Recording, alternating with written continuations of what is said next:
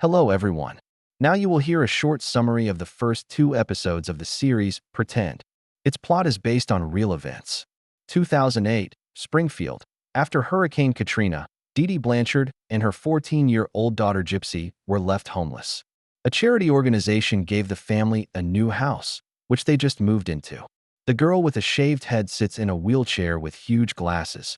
Her mother controls her every word. The girl calls the woman her best friend. Dee Dee once again walked over her daughter's head with a razor. Then she transfers her from the sink to a wheelchair. Gypsy inserts a tube into her stomach to have a snack. Dee Dee feeds the girl liquid food mixed with medications exclusively through a tube. Gypsy has to sleep in an oxygen mask. The family's home medicine cabinet consists of dozens, if not hundreds of drugs. Dee Dee takes this or that medicine depending on her mood. A girl named Lacey lives next door to the Blanchards.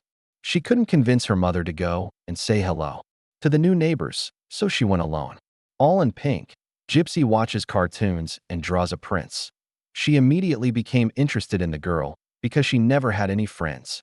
Lacey volunteers at the local hospital. Sometimes they arrange for the patients to be transformed. Why shouldn't she put makeup on Gypsy too? The girl happily agrees. Gypsy reacts violently to the fact that Lacey has a boyfriend. She used to wear makeup too, for cosplay. She loves dressing up as Disney princesses.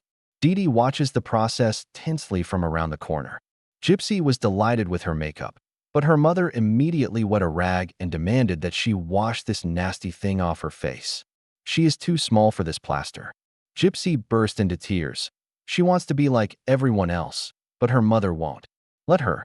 The next day, Dee Dee and her daughter went out to say hello to Lacey and her boyfriend. Lacey's mother is Mel, Shelley's second neighbor. Dee Dee tells her that her daughter had her submandibular glands removed. She has epilepsy, paraplegia, a heart murmur, and anemia. According to Dee Dee, her daughter will never be able to take care of herself. Lacey offers her new neighbor a cola, but Dee Dee immediately screams that she is allergic to sugar. At home, the woman tells her child about the horrors of anaphylactic shock that will happen if she takes even a sip of soda. Dee Dee brought her daughter to the mall to buy her another pink thing. Gypsy asked her to buy her a pendant. But how to buy it? Steal it while no one is looking. Gypsy rushes her, and Mel becomes a witness to the crime. Dee Dee is worried that her neighbor might now turn her in to the police and wants to talk about it. But Shelley was visiting. By the way, these neighbors built a house for a disabled girl and her mother. They and other volunteers in the area. Mel hints that she really didn't like what she saw today. Gypsy doesn't have her own computer. She's only allowed to use her mother's laptop. She immediately types the words boyfriend and kiss into a search engine. Gypsy suggests that her mother make pizza. It will be a very tasty pizza, poured with milk and blended in a blender. The thick liquid is poured syringe by syringe through a tube straight into the child's stomach. To make friends with the neighbors, Dee Dee threw a party. She walks around with a jar and collects donations in it, supposedly for her daughter's eye surgery. The children surrounded Gypsy, who was dressed like the devil knows what, as always, by the way. She was much more interested in watching her neighbor's relationship with her boyfriend. In the evening, the girl drove up to them, but they immediately went to the cinema. Gypsy, of course, can't go with them. There are tempting cupcakes on the table. While her mother is not looking, Gypsy wants to try one of them. Only now Mel, for whom everything was started, drove up. Dee Dee tried to push the theft onto her disabled daughter, but Mel can't be fooled. Then the woman began to squeeze out a tear or to sing that Gypsy would not stay long, and they also didn't have much money. Then she saw her daughter with a cake, knocked it out of her hands, gave her an injection, and took her to the hospital. There she again began to lament that another 5 minutes and Gypsy would have definitely died. Mel arrived at the hospital, gave Dee Dee the forgotten wallet, and suggested that they forget about the awkward situation because she herself is a single mother and does not want to complicate their lives. We are transported to 2015. The Blanchard house is cordoned off by the police. The rooms are littered with hundreds of stuffed animals. The detective finds Dee Dee Blanchard murdered in Gypsy's bed with multiple stab wounds, but Gypsy herself is nowhere to be found.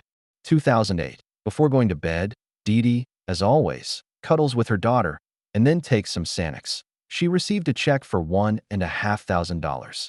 She sleeps with her daughter in the same bed. At 11 a.m., Gypsy takes off her mask, easily gets to her feet, and goes to the refrigerator. The girl wanted to take a risk and check if she really has an allergy to sugar, and the cream from the spray did not cause her any harm.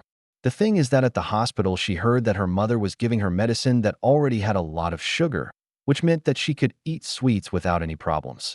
And her body was getting numb from sitting all the time. Gypsy's mother caught her on her feet and immediately demanded that she lie down and put on a mask. Gypsy falls asleep with tears in her eyes. 2015, the neighbors gathered and tried to remember Gypsy's huge list of illnesses. How could she have run away in such a state? 2009. The girl drinks Coca-Cola straight from the bottle, eats ice cream in buckets and candies in handfuls, and constantly watches makeup tutorials. Dee Dee received a letter that made her very happy. Gypsy became the child of the year in Springfield. It's not surprising. Her mother wrote so many pitiful things about her. A lot of people will come to see her daughter because of sweets. Gypsy soon learned what caries and toothache are. Dee Dee is sure that her daughter has high stomach acidity, which is why her teeth are bad. The gastroenterologist does not believe that the girl's submandibular glands were removed. She swallows quite well, so the tube from her stomach can be removed. The girl was very happy, but her mother is more inclined to find another, more accommodating doctor instead. In the end, the woman still prescribes medication for high acidity to the child. Later, she asks the pediatrician whether at least one of the girl's illnesses was confirmed because of her huge medical record. Dee Dee stole a stack of prescription forms in the waiting room. Maybe I don't need a tube anymore. But her mother doesn't think so. From now on, she will talk to doctors alone. While Karana examines the dead body, the neighbors ponder who would kill Dee Dee. While brushing her teeth, Gypsy lost one tooth. She was scared. Morning came, and Dee Dee prepares a mega cocktail for her daughter from 7 drugs mixed into a liquid. Everything goes into the girl's stomach at once. She looks enviously at the girls in the yard. Her mother went to meet her and allowed the wheelchair user to drive up to the neighbors. In addition to the 2 friends, she found a puppy in Lacey's room and was very happy about it. The girls saw Gypsy's teeth and were amazed at how bad they looked. The girl confessed to her nocturnal adventures, and she is very afraid that her mother will find out about them. Dr. Lakshmi Chandra calls the therapist who treated Gypsy and finds out the details of her treatment. That a social worker came to the Blanchards. Dee Dee urgently forces her daughter to take some very bitter medicine that makes Tosh shudder. Allison came because a complaint was received from a person who is concerned about Gypsy's safety. The social worker does not react to the whining woman and carefully examines the house. Dee Dee takes Gypsy out of the bathroom.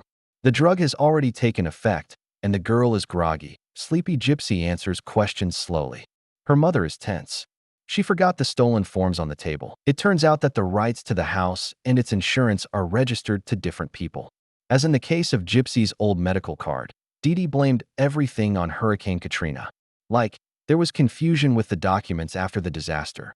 But I still can't figure out who complained to you. Have a nice day. The social worker's visit was a big stress for Dee Dee.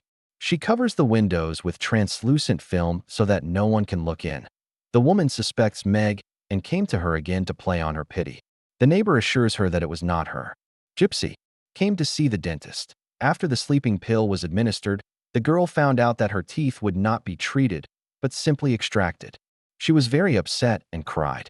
Gypsy came to her senses at home, with a sick, swollen face. Having driven up to the mirror, she found out that she no longer had teeth.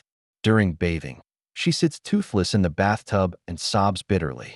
But her mother, as always, says that everything is fine. Gypsy's face is all bruised after the operation, and Dee Dee flutters around her and prepares her for the award. She will show it to everyone, without even putting in new teeth. My teeth.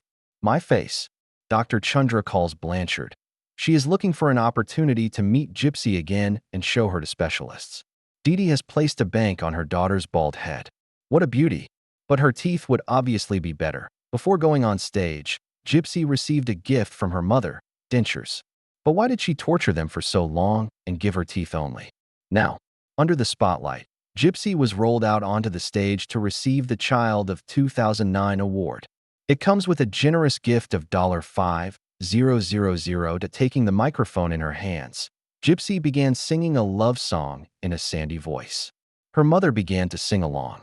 The Blanchards arrived for an appointment with Dr. Chandra. Gypsy was left alone with the woman. The specialist tells the girl that she is not allergic to sugar. And right now he offers her a Coca-Cola. Perhaps, in the future, it will turn out that other diagnoses are invalid. Dr. Chandra replaced the umbrella. 2015. Lacey confesses to her mother and then tells the police that Gypsy has a secret Facebook account. With its help, she made friends. And, it seems, even found herself a boyfriend. Gypsy puts another unnecessary toy on the bed. She no longer wants to sing along with her mother and locks herself in her room. Dear viewers, if you are interested in the continuation of the story about the healthy family relationship of Gypsy Blanchard and her mother, please let us know in the comments. See you soon.